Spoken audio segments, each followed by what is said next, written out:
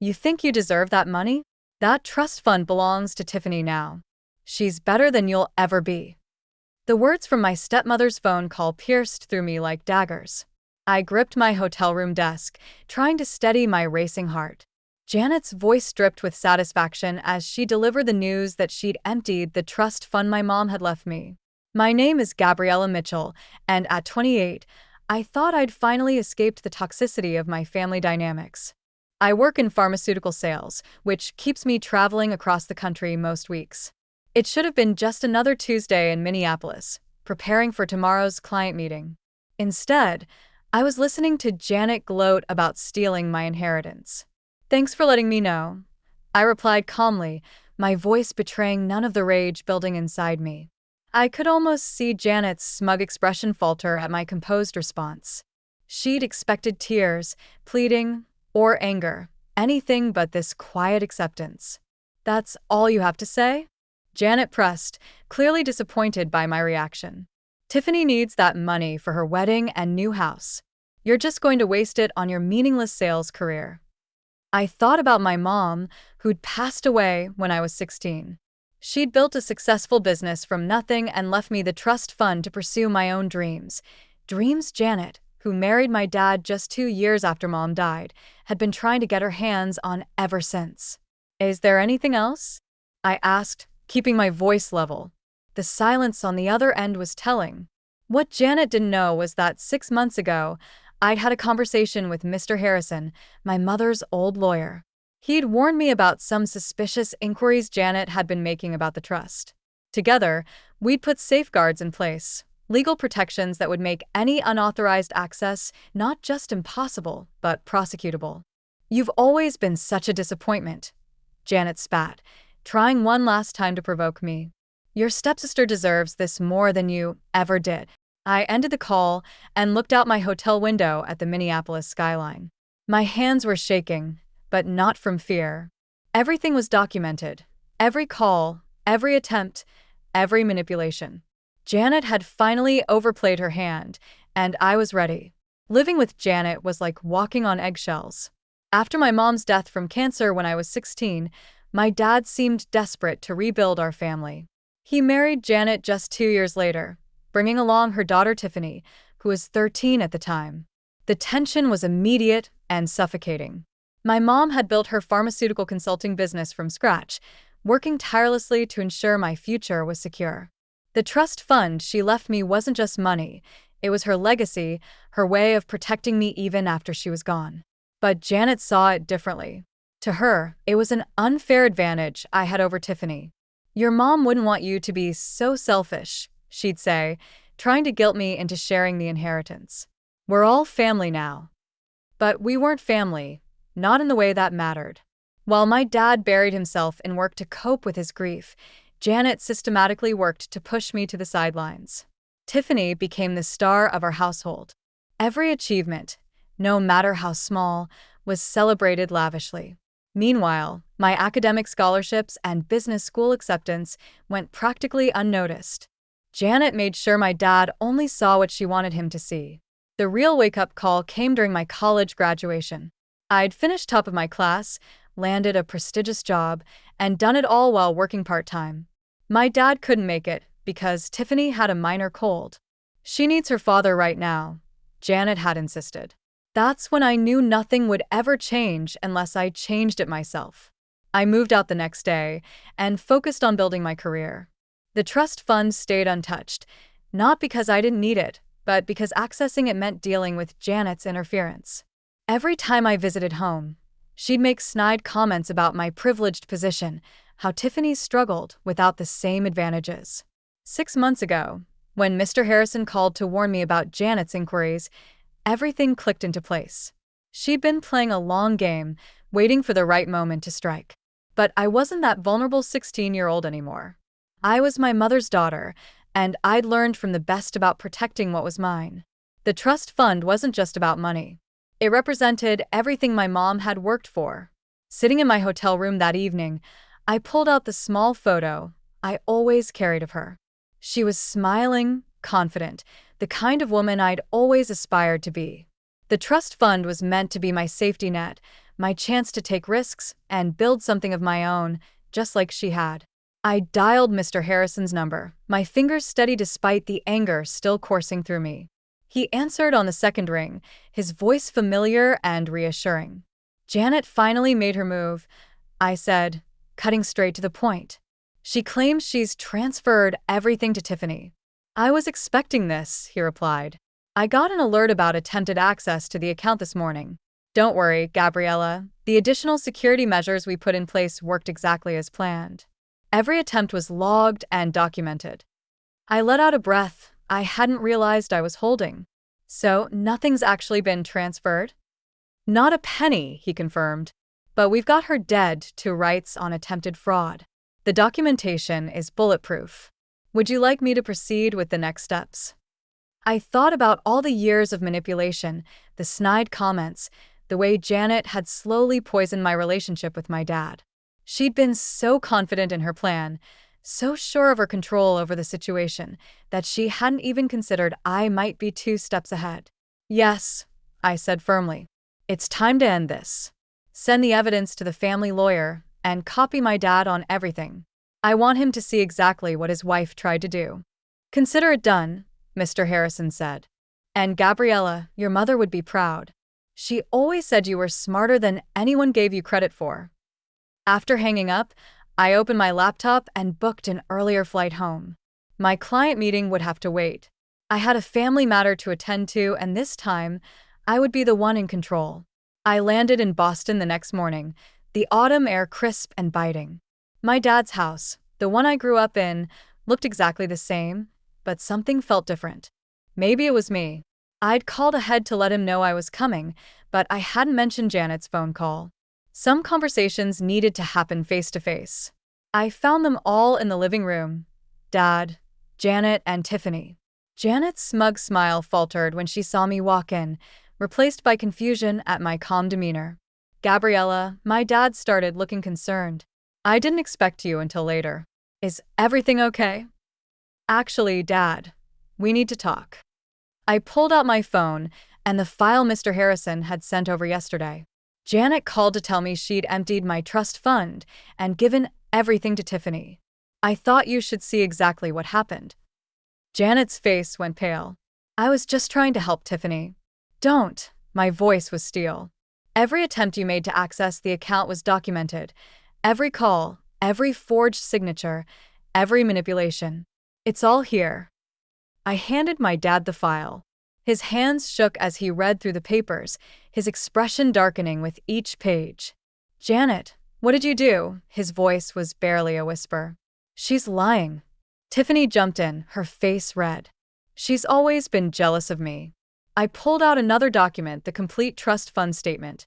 The money's still there, safe and untouched.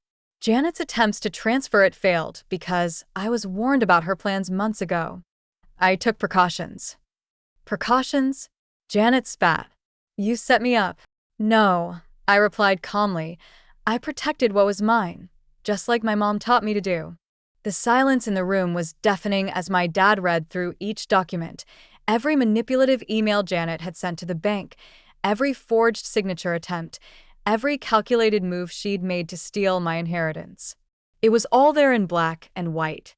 "I did this for our family," Janet protested, but her voice wavered. Tiffany needed. "Stop." My dad's voice cracked.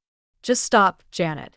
These documents, you tried to forge my signature, you lied to the bank, you." He looked up at me, his eyes filled with a pain I hadn't seen since my mom died.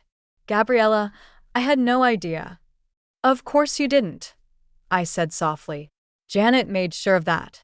Mr. Harrison had organized everything chronologically, showing years of Janet's attempts to undermine my relationship with my father, all while trying to get her hands on my trust fund. The latest documents showed her failed attempt to transfer the money, along with her subsequent angry calls to the bank. "This is ridiculous." Tiffany jumped up, her face red. "Mama's just trying to make things fair. Gab has always had everything handed to her." I turned to my stepsister, feeling a mix of pity and frustration. "Handed to me? I worked through college, built my career from scratch, and never touched that trust fund." Mom left it to me because she wanted me to have options just like she did. But Janet couldn't stand that, could she? Janet's composure finally cracked. You ungrateful little. I've already filed charges. I cut her off. The bank has all the evidence of attempted fraud. Mr. Harrison is handling everything. I turned to my dad. I'm sorry you had to find out this way, but you needed to know the truth. The weight of 12 years of manipulation hung in the air. My dad looked at Janet like he was seeing her for the first time, and not in a good way. The next few moments changed everything. My dad stood up, his hands trembling as he held the documents. Janet, I want you out of this house tonight. What? Janet's voice rose to a shrill pitch. You can't be serious. After everything I've done for this family. Done for this family? My dad's voice was quiet but firm. You tried to steal from my daughter. You forged my signature. You've been lying to me for years. Tiffany started crying, but these weren't her usual manipulative tears. She looked genuinely shocked, perhaps finally realizing the gravity of what her mother had tried to do. The police will want to talk to you, I said to Janet. Mr. Harrison has already filed the reports. The bank fraud department is involved now. You planned this, Janet hissed. You knew I would try to access the trust fund. No, Janet, you planned this. I just made sure I was ready when you did. I turned to my dad. There's more. Mr. Harrison found evidence that she's been skimming money from her account too, small amounts, building up over years. My dad sank back into his chair, looking devastated. I felt a pang of guilt for causing him pain, but he needed to know the truth. Get out, he repeated to Janet. Both of you. I'll have my lawyer contact you about the divorce. As Janet and Tiffany gathered their things, throwing accusations and tears around in equal measure, I stood quietly by the window, the same window where I used to watch for my mom to come home from work. I could almost hear her voice. Always be prepared, sweetheart, and never let anyone take what's rightfully yours. In the weeks that followed, my dad and I had some long overdue conversations. We sat in the kitchen one evening, the same kitchen where my mom used to help me with my homework, and really talked for the first time in years. I failed you, he said, staring into his coffee cup. After your mom died, I was so focused on not being alone that I didn't see what was happening right in front of me. We both made mistakes, I admitted. I could have told you sooner about Janet's behavior, but I wanted proof first. I needed you to see it for yourself. The legal proceedings moved quickly. Janet faced charges of attempted fraud and financial exploitation. She tried to paint herself as a victim, claiming she was only trying to equalize things between me and Tiffany, but the evidence was overwhelming. The bank's documentation showed years of calculated attempts to access my trust fund. Tiffany reached out to me via email, claiming she hadn't known about her mother's plans. I'm sorry, she wrote. I always thought you had everything handed to you. Mom made it seem like you were the privileged one, but now I see she was just jealous of what your mom built for you. Mr. Harrison helped me set up my own business consulting firm, something I'd always dreamed of, but had been too cautious to pursue. The trust fund my mom left me became the seed money for my new venture, just as she'd intended. Your mother would be proud, Mr. Harrison told me during one of our meetings. She always said you had her business sense and your father's heart. She knew you'd do great things when you were ready. Dad started coming by my office for lunch every week. Sometimes we talked about Mom, sharing memories that Janet had made it uncomfortable to discuss for so many years. Other times we talked about the future. He was finally starting to look like himself again, the dad I remembered from before Mom got sick.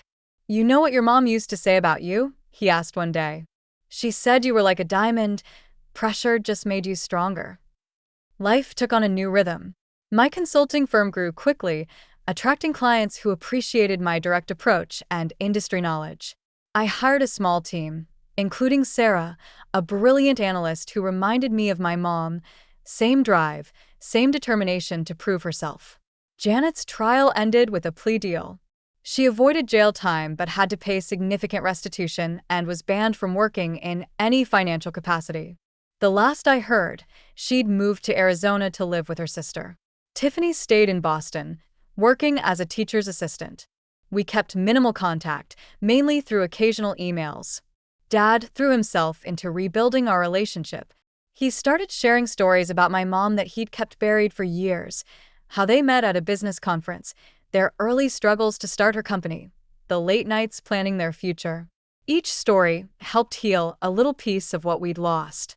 One evening, as we sorted through old photos in the attic, we found Mom's business journal. Inside was a letter addressed to me, dated just weeks before she passed. "My dearest Gabriella," it read, "I'm leaving you more than money. I'm leaving you the freedom to choose your path. Don't let anyone dim your light or tell you what you deserve. You're stronger than you know, smarter than they give you credit for, and capable of anything you set your mind to. Trust yourself. I do. Love, Mom." Those words became my mantra as I built my business. I framed the letter and hung it in my office, a daily reminder of where I came from and where I was going. My dad retired from his job and started volunteering at a grief counseling center, helping other families navigate loss without losing themselves. Sometimes he'd consult for my firm, bringing years of experience and a perspective that complemented my approach perfectly. Looking back on those events 5 years later, I'm amazed at how much has changed. My consulting firm has expanded to 3 cities, helping pharmaceutical companies streamline their operations, just like Mom used to do. The trust fund she left me didn't just secure my future, it became the foundation for helping others build theirs. Dad retired completely last year, but he still comes by the office to mentor our younger employees. He says it keeps him connected to Mom's legacy. We have lunch every Wednesday, making up for all those years we lost to Janet's manipulation. The hardest lesson I learned wasn't about money or betrayal. It was about standing up for myself. Mom knew that one day I'd need to fight for what was mine, and she made sure I had the tools to do it. She taught me that true strength isn't about being tough. It's about being prepared and patient enough to wait for the right moment. Sometimes I visit the old house where I grew up. Dad still lives there, but it's different now. The walls have been repainted, the furniture rearranged, all traces of Janet's presence erased. In Mom's old office, which Dad turned into a library, I found her collection of business books last week. Inside one, she'd written notes about teaching me to run the company someday. I never got that chance with her, but I'm building something of my own now. Every decision I make in my business carries echoes of her wisdom. The trust fund she left me wasn't just about money. It was about believing in myself enough to stand my ground when others tried to take what was mine. Janet's attempt to steal my inheritance taught me something valuable. Sometimes people show you exactly who they are, and the best response is to be prepared. I'm grateful now for those difficult years because they shaped me into someone my mom would be proud of, someone who doesn't just survive challenges, but grows stronger from them. The family photo albums have been reorganized, keeping the memories that matter. On my desk at work sits my favorite picture, Mom and me at her office, both of us laughing about something long forgotten. It reminds me daily that while some people try to tear you down, others build you up in ways that last a lifetime. On the anniversary of my mother's passing, my father and I visited her grave together. We brought fresh flowers from her favorite garden, a tradition we had started that year. Standing there, I shared with him the letter I'd found in her journal. He read it silently, his hands trembling slightly as he held the worn paper. "She was always thinking ahead," he said softly, his voice thick with emotion. "Even when she was fighting for her own life, she was fighting for yours too." In that moment, I realized that every step I had taken to protect her legacy, every choice to stand firm, every decision to build something meaningful, was her final gift to me. "She would be so proud of you," Dad said, placing a hand on my shoulder, "and I couldn't be prouder to call you my daughter." Together, we stood in quiet reflection, knowing that while some wounds never fully heal, love and resilience have the power to transform even the deepest scars into strength.